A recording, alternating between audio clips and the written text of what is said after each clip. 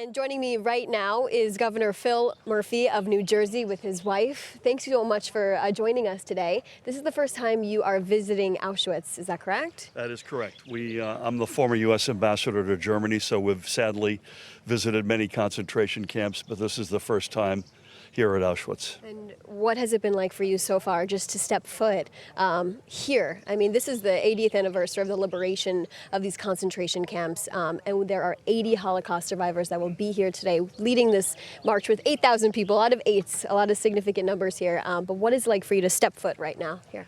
Lots of emotions, obviously, bone-chilling, the horror, the tragedy, the loss of life, loss of overwhelmingly of innocent life, but also the resilience of the Jewish people embodied by those survivors who will be with us today. And the notion that we march, we never forget the lessons, the tragic, awful lessons of history, but we use that to power our strength and passion that we never live through that again, and we go forward. So it's a mix of a lot of different emotions, and we're incredibly honored and humbled to be here.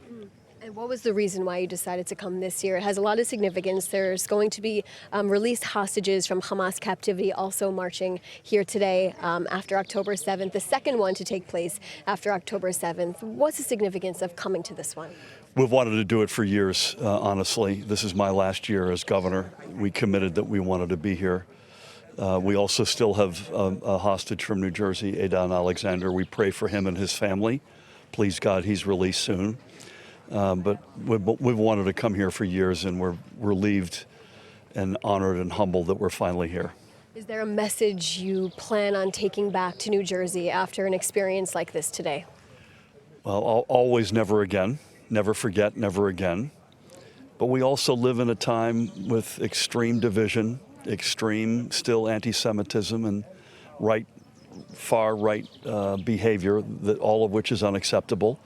We have to find common ground, come together, eradicate the hate, focus on what we have in common as humans, and move forward. We have one of the largest Jewish populations in the world, actually, in New Jersey. We're incredibly proud of that community, and we stand behind it forever and for always. Thanks so much. Anything you'd like to add, just being here today?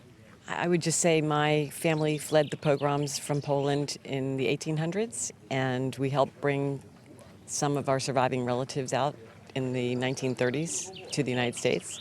So this is particularly poignant to be here. As Phil said, never forget, and we've got to stand strong. Wow, incredible to have that legacy in your family. What has been the message, I mean, just for you to be here and to see all of this firsthand? I'm assuming it's your first time here too. Sadly, it's my first time, yes. Yeah, and to have this history in your family, what are you expecting, what are you hoping to gain from today? I think maybe I will see my family's name in the book, and I can take this back for my own living relatives in America. Everyone has been pulling together to try and find old records and photographs. So I guess anything we can do to share our history and make sure that nothing like this ever happens again. Amen. Thank you both so much for joining us today. Thank you.